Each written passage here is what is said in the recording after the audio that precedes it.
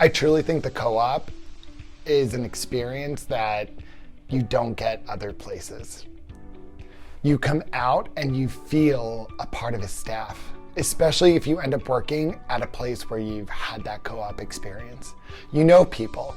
It's an easier transition, because transition from college life, from clinical setting into independent practice within the hospital system, where you are making decisions about other people, is a hard transition to make.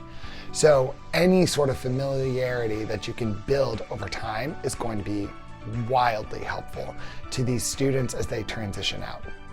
And I think Northeastern really does promote that with their co-op program, with their clinical sites, and their simulations that they do. Bouvé tries to do state-of-the-art education that is translatable to nursing practice.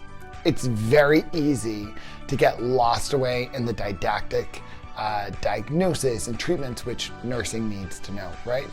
But there's a huge portion of it which is like the safety component of what nursing is. And I think that Northeastern students, having hired some myself in my other job, come out with a real advantage of being able to ask questions, escalate care when needed, and really create a safe environment. Nursing school is really hard. It's worth it.